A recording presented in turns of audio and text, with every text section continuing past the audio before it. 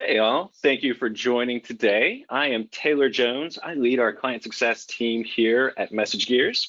And we are here to talk about kind of a new idea in the marketplace, an email service provider. The idea is to reach out to your customer set via email. To talk about this breaking concept, I've got Chris Marriott. Chris, you want to introduce yourself? Yeah, hi, and thanks for having me, Taylor. I'm Chris Marriott. I run a company called Email Connect, and what we do is work with brands to connect them, hence the name, to the right ESP partner. And actually, as I've taken to saying recently, with the collision of CDP and ESP platforms, more and more we're also working with hybrids and CDPs as well as ESPs. So that's what we do. That's why I'm here. And again, delighted to join everybody in today's discussion. Awesome. And for anyone who isn't familiar, MessageGears is an ESP. We call ourselves a customer marketing platform. And the concept is by connecting directly to your data, you can avoid a lot of the different challenges in the marketplace. But to unpack that a little bit more, Chris, why do ESPs exist in the first place? Yeah, it's funny. I just today on the Only Influencers blog, OI blog, um, there was a post of mine that talks about, here's a hint. It talks about how bad an idea it is to build your own platform, for a brand to build their own platform. I won't give any more details about that if you want to read that. It's sort of the homegrown versus ESP. And I'm getting to your question, Taylor. So it's sort of the homegrown versus ESP, and why one idea is better over another. But why do they exist in the first place? And the S is really the critical thing here in terms of email platform versus email services provider. So again, to your question, why do they exist? One is email works. No matter what survey you look at, year after year after year after year, it's the number one ROI provider of ROI in the marketplace. It beats everything, and it beats everything hands down. So it works. It's really effective. It's going to become more and more important to brands. It's already becoming more and more important as we see ad tech, which depended upon third-party cookies cookies and third-party data. As that goes away, the effectiveness of ad tech becomes increasingly lower, while putting more and more emphasis on the work that the MarTech platforms do, particularly ESPs, and the first party and zero party data that they're able to gather. So not only does email work, but it's going to become more and more important in the first for brands to use. And again, as same text says, you need a service provider. It's not enough to have an email platform. You need an ESP. You need the whole package in order to really effectively use the email channel. Because again, you want to outsource that. You want to have people who that's what they do and that's all they do. And there are always times where brands are going to need to have the support of a vendor partner to do things they can't do themselves. So ESPs exist, email services providers, again, those letters, because one, email effective and becoming more so effective. Two, tech can do things, and outsourced tech can do things you can't do yourself. Trust me. And third, you have resources and people available to assist you in your email marketing efforts. And there's always going to be a time, a lot of brands say, well, we're self-service. We don't need worry about that. Well, there's always a time. I like to think about even a self-service brand is like the ESP is like a fire department. You don't think about the fire department until your house is on fire. And anyone who's in email marketing knows there are times when your email program's on fire, and I don't mean in a good way. And it's nice to have people. It's nice to have a vendor that you can call to for support. Yeah, I think that's you hit on something earlier in that, and is that's the idea that, your company has a lot to focus on. And a lot of that is deciding how you really drive value specifically for your consumers, for your customers. And how do you separate out, how do you find the right partner who's going to be able to deliver the technology, keep up with the industry? Obviously, we've got ESP on this slide, but thinking about cross-channel communications, presenting that kind of consistent view across each of those different touch points for your customer.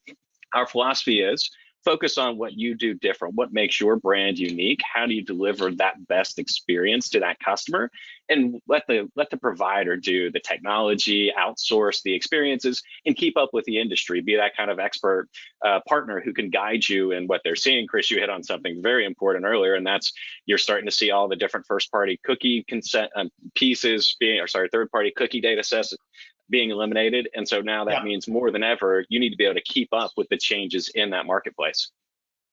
Yeah, and you know, you also said something, Taylor, when you said you said ESP, but then you referred to what MessageGears calls itself, and you know, and it's funny, and you know what, email, in any omni-channel platform, I don't care whose it is, email is the dominant by a factor of 100 channel. There's still, even omni-channel, cross-channel, whatever you want to call it, they're email platforms first and foremost, with the other things being very secondary in nature. And so that, you know, so for brands out there, you know, don't be fooled by various labels. These are email platforms, you know, that do cross-channel work. And again, with the collision of CDPs, we're going to see more torturous name combinations, but it all still is going to come down to the email platforms, because the definition of email platforms has changed. It's broadened,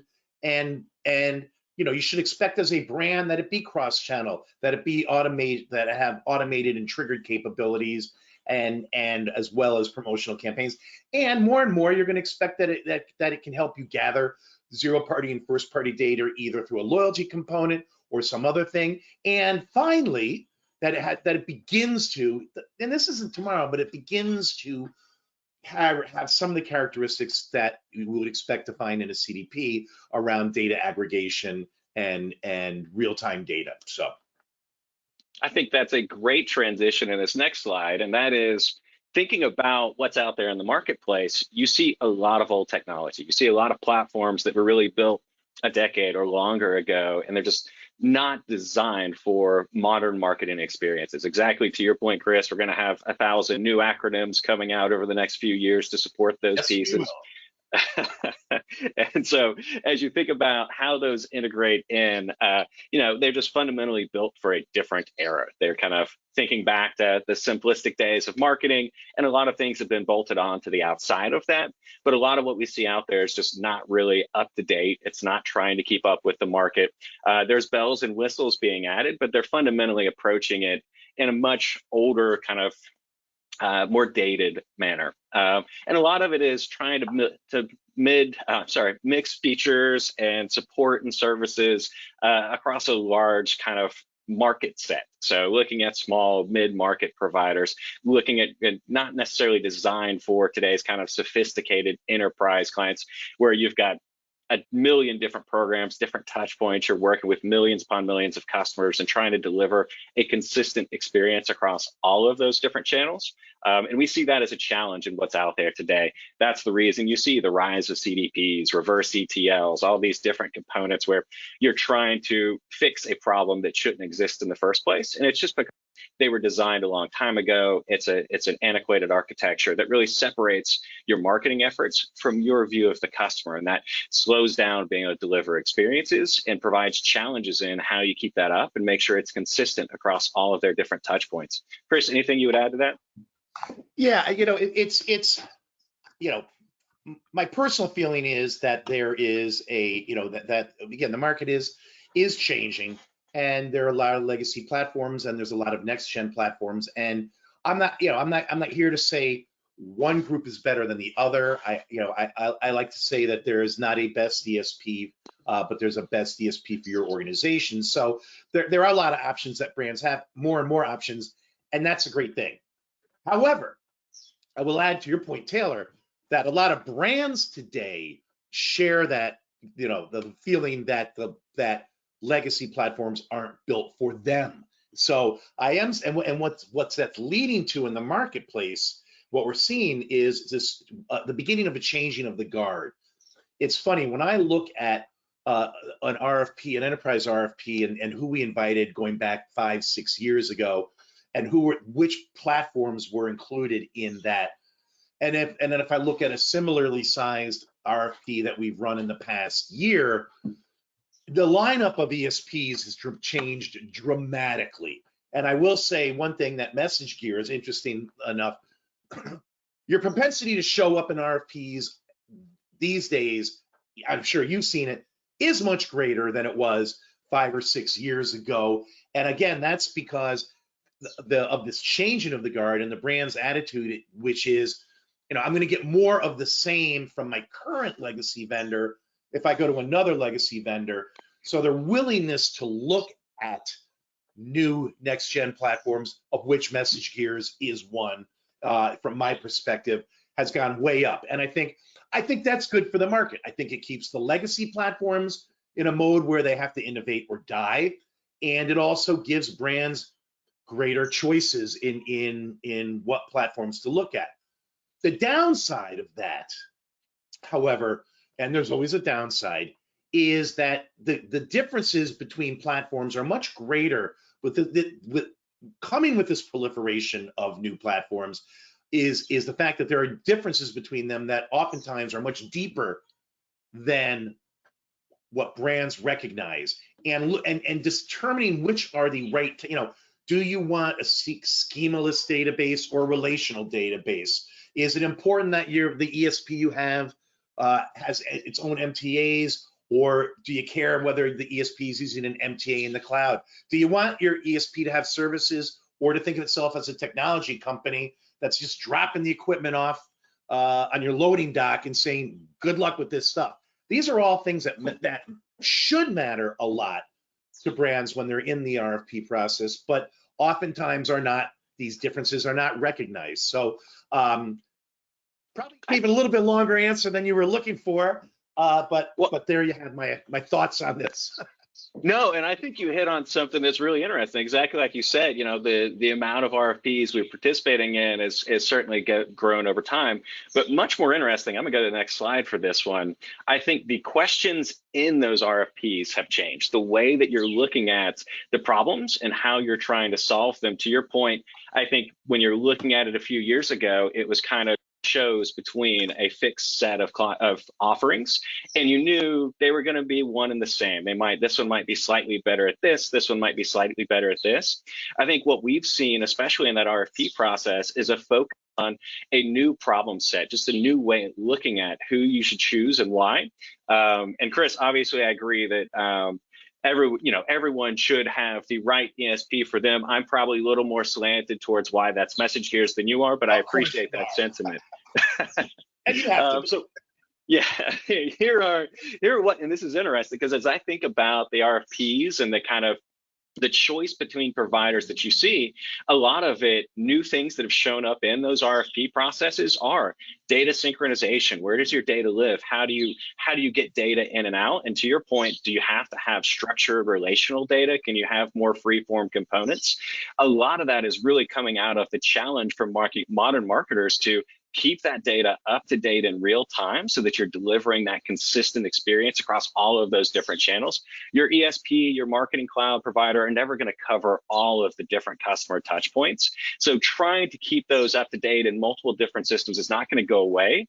We encourage a focus on one central view of that and pushing it out to others. But data synchronization shows up in every RFP that we're coming across these days. The security side, for more sophisticated kind of security clients, you've got to copy all of your customer data that you're going to use for segmentation, for personalization, up into that provider to make sure that you can use it in real time. Doing that opens up the question of, is it safe there? How many copies do I have out there? I'm sure we've all run into challenges with our security team. One of the big things that we focus on is keeping all that data internally, where it already lives in your own platform, but security is coming up in all of those different questions.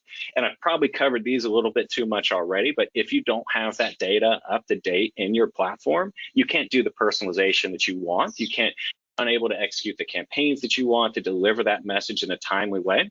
And probably more importantly, to ensure it's consistent with the same website experience, the same thing that they're seeing in your customer support portal when they make purchases. All of those components, they're all different components, for the same problem of being able to deliver a consistent customer experience that delivers value to your customers. Chris, anything you would add there? Yeah, well, first I want to point out that you know, it's great that you're coming to us live from your vacation. The bird background noises are awesome. People at home, that is not a fake background. That really is where Taylor is. We're so happy he joined us today anyway. And those birds you are hearing are indeed real birds. Anyway, back to the program. What I would say about this is oftentimes, again, brands think, and you made a great point, and that, and 8-10 years ago, it was true. ESPs all tended to do the same things in generally the same way.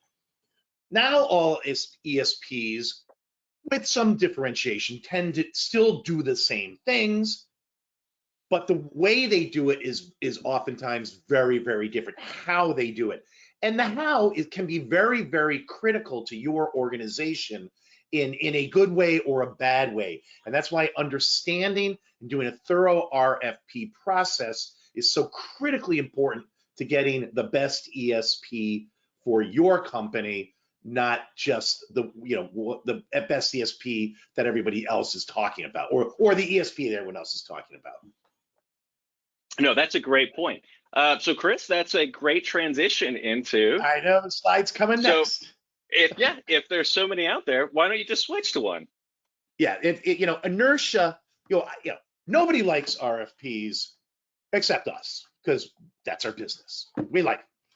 But there's inertia. There's so much inertia, that just leads brands to put up with pain, oftentimes longer than they should, because of some of the reasons you have here. The idea that they're all just the same, or it'll be too hard. And it is going to be, I'm not going to lie to you, it is going to be hard. That it's going to, there's tangled data and tech and how they untangle that. And we've already spent the money here.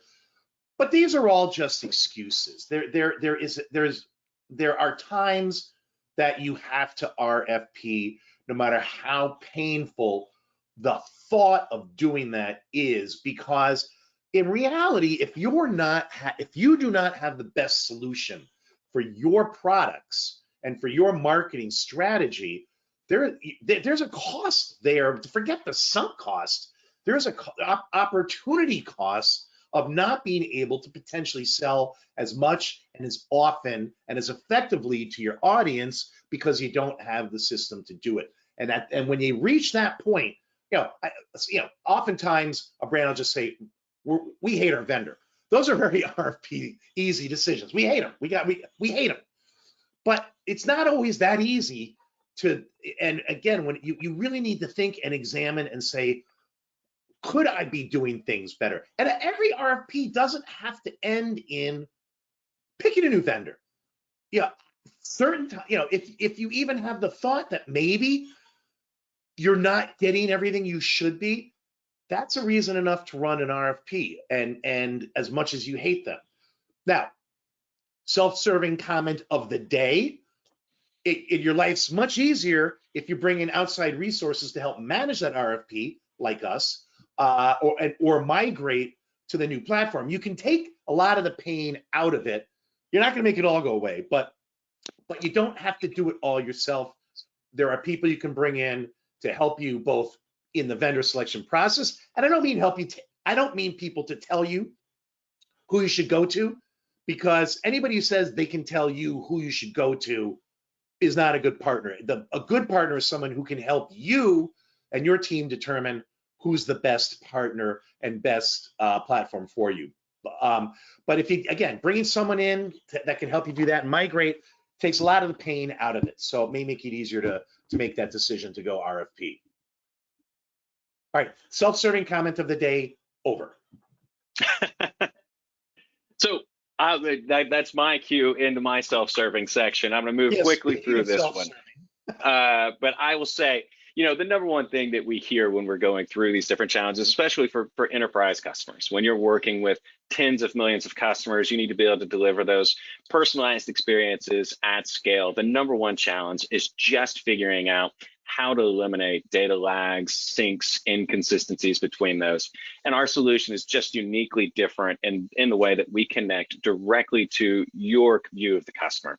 So the same view that's interacting with your website, the same view that understands their purchase history, their loyalty status, all of those different components, rather than creating a copy of that customer in each of your different vendor partners, we allow you to work off of it exactly where it lives today.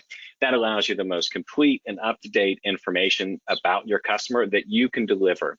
To something that Chris said earlier, a big part of that is this allows you to focus on what differentiates your brand. You're no longer focusing on a technology challenge. You're focusing on how do we deliver the best experience, whether that's a data science team, whether that's specific loyalty programs and a very well-crafted message across those. You eliminate all the challenges of delivering a new program. You can execute programs immediately. You've just got access to everything that you know about them when you're ready to put that together. It allows you to test and learn and really figure out how that works. It's a lot more secure. It keeps all of your data exactly where it lives internally. You don't create a copy of it. You can do really cool things like segment off of very sensitive pieces of information that your security team's never going to allow you to share outside of that.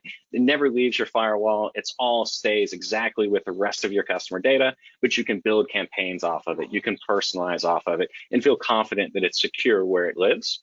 You can personalize easily off of everything. You know, I'm sure we've all had the challenge of, I want to run this test or I want to deliver this experience, but I need this attribute that I don't have in the current system. You got to go to IT and engineering to get that new attribute delivered. Chris, that plays back into, is the data well structured? Does it have to be in a relational database? Can it be free form? All of that kind of goes out the window because it lives exactly where it lives today. You don't have to worry about copying that into another system. You work off of it. You can do those test and learn, the dream and do experiences very quickly, get that new program out the door and work with it live so that you can see those results without having the project planning side of things, the IT and engineering integration to get new data elements, all of those different components.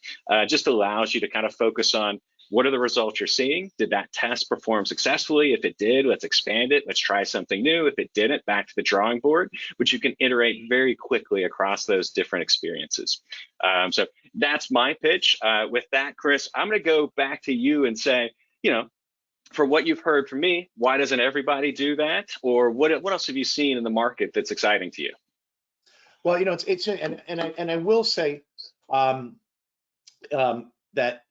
when you know, folks, when MessageGears talks about being a hybrid, they truly are a hybrid. They're a unicorn. And while I'm not here to say who's better, who's worse, or this or that, they truly represent a unique type of approach to, as I said, everybody gets the mail out or gets the multi-channel or omni-channel out. How they do it is different, and how they do it might be of great significance or value to you. The difference might be, and that's really why, again, understanding those differences will help you know who to look at, and will help you as you go through it know who to pick.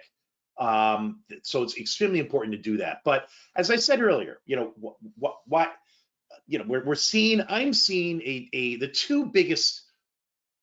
three biggest trends. No, the four big. No, the biggest trends I'm seeing shaping the vendor landscape, and that brands should be paying attention to, and because it impacts the vendor, it tremendously impacts the type of vendors you want to look at.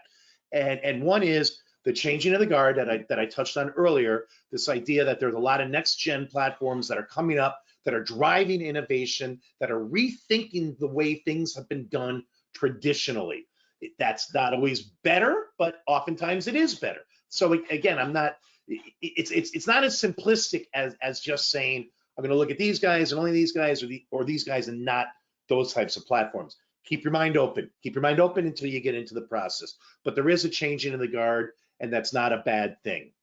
Number two, we touched on as well, the increasing reliance and importance on zero and first party data are going to also impact which vendors win and lose more frequently, based on those that can help you gather first party data, those that can help you gather zero-party data, and those that allow, again, that have a data flexibility, the ability to store. Now, in MessageGears' case, they're not storing it, so that's not even an issue for them. But for those vendors that do ingest the data or the data for the email, their ability to ingest volumes of data that are related to first party and third and zero party that they haven't traditionally had, that's gonna create a difference in the marketplace. And I think the last trend is, and we also touched on this, so we'll sum that up, is 2 years ago at the Email Innovation Summit in Las Vegas that Only Influencers runs, and I mentioned that I posted something in their blog earlier. At that point, I was speaking about the upcoming collision, what I saw, the upcoming collision of CDPs and ESPs, and how that was already beginning to happen, and what that meant. And in the 2 years since then, they've collided and in a supernova. And I think creating even more confusion and opportunity for vendors and confusion for brands in the marketplaces, as the differences between CDPs, customer data platforms. Sometimes we use too many acronyms. Platforms that call themselves customer data platform, because I say that because the definition, as you know, Taylor, is hard to pin down sometimes. But customer data, that collision has happened and is leading to even more different ways of approaching how we get the data, how we manipulate the data, how we aggregate the data, how we deploy that data, activate the data. And so it's a great time if you're looking as a brand, because your options are growing. Again, the danger being you can make a lot of bad decisions if you're not looking at what you should be looking at. Again, and I think you even touched on this, Taylor, at one point. A lot of this is now in the mid-market also, that the mid-market's choice and options have exploded with all of this changing the guard, with all of the CDP ESP collision. They're getting platforms that 15 years ago and they're getting features and functionality that 10 years ago were only available at the enterprise level. So great time to be a brand, great time to be an email marketer, great time to look around at your options. And I think I've touched it all.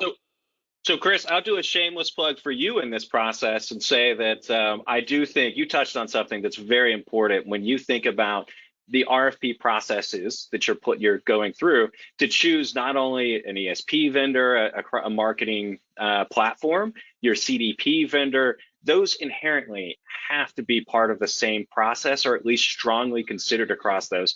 But exactly to your point, Chris, the water's edge of a CDP, what they provide is different for each one, and making sure that that fits with your ESP, your marketing platform partner, so that as you go through that, you don't have the wrong tool set for one. You've got one that was chosen in a vacuum, another that was, and when you try to put those two together, they're not trying to solve the same problem. They're not driving in the same solution. So I will say, making sure that as you go through those processes, that you're really focused on what you want each platform to provide, what those mean to you. To your point, Chris, the definitions get muddier every day. So making sure you understand exactly what you want out of those and that they fit together to solve the same problem is just crucial as you think about all the questions that we've raised in today's conversation. Absolutely. The danger, I'll just tag onto that, right? Because the danger is the worst thing you can do is over platform and pay for functionality and features and functionalities in more than one platform, that when you only need them in one. So couldn't agree more with everything you just said. Awesome. Well, with that, let's see what we got here. Oh, another shameless plug. I am going to read this one because I do think this one is just super valuable. This is the way that we view the world, and that is just putting our platform on top of your data. opens up the world to do anything that you can think about, and the technology gets out of the way. So Chris, to your point earlier, if you're looking for technology, a services partner, everybody needs to figure out what they're looking for across all of those different conversations and kind of decision points. But the number one thing, I think this is just amazing to hear from one of our clients, is that when you put our platform on, it's not about the technology anymore. You're actually able to execute what you're looking to do. So you don't have to worry about all the problems and all of the different questions of how can we do it. Instead, it's what should we be doing? Is that effective? And are we driving in the right direction across those? I'll stop with those, I promise. I think we're just moving to questions next. There we go. So There we questions. go. We made it to the questions in one piece. I'm popping in here from the marketing team to report some questions that we've had from attendees. You guys did a great job and we've had awesome engagement. The first question is, what do you think is the next evolution of ESPs? Will more of them move towards this data connection model you mentioned, or is there another direction that they might take? So either of you could take that one.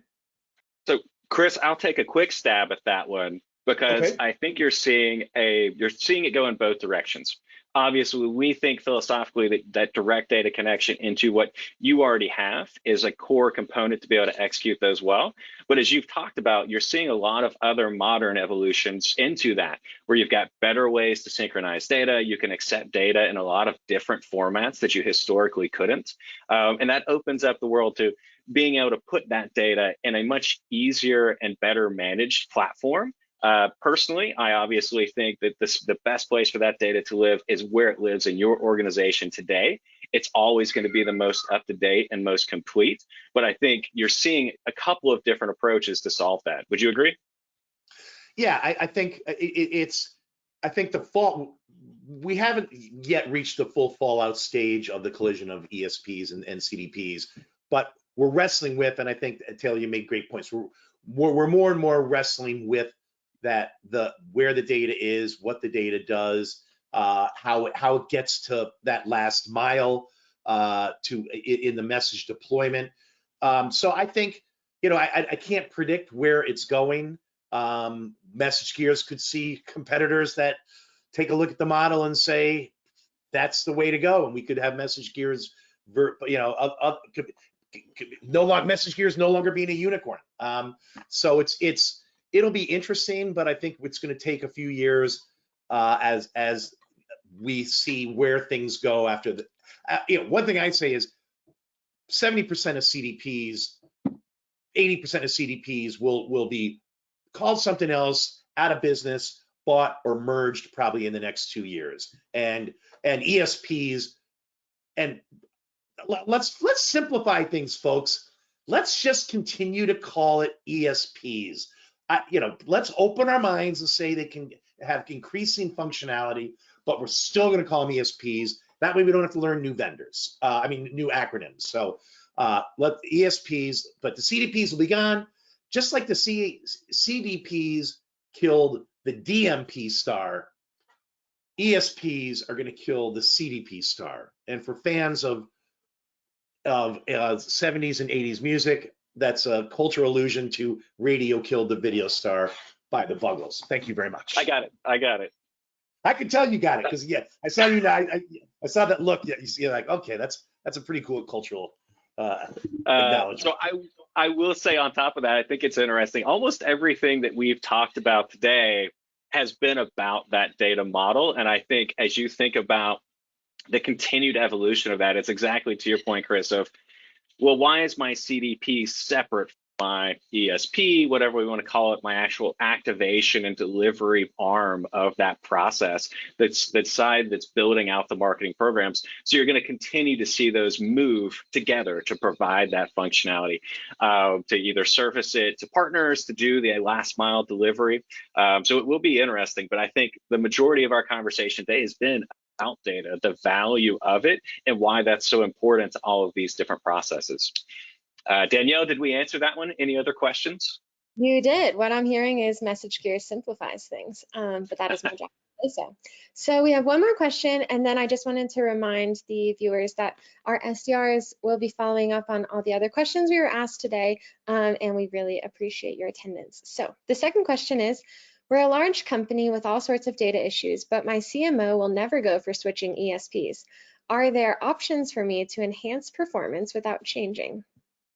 Chris, that's a question for you. No, you're doomed. I'm sorry. No. Not quite doomed, but it's hard to fix bad tech, but without replacing it. You can throw band-aids on it, and I've seen that done. I've gone in, but what happens is you build a Frankenstein architecture because you can't do the ESP, so you bring in a third-party vendor who's good at this, but can also be made to do this, and so you put that into your stack, and then you get another vendor that can do this. I've seen RFPs where when they finally did say, Uncle, all right, you can do the RFP, where a next gen or even a good legacy platform has been able to not only replace the ESP, but all of this cobbled together ecosystem of bad ways of doing things, but at least addressing some of the deficiencies in the platform. But short version of that is you're doomed. I agree with that. Maybe I'm not as pessimistic as Chris, but I completely agree. I will say, we've seen, so for anyone who's not familiar, we have a segmentation product that can live directly on your data and be used to pass to all of your social channels, all of those other components. But some interesting use cases we've seen are customers publishing it out to their current ESP platform with no intention of ever using our ESP portion of the solution.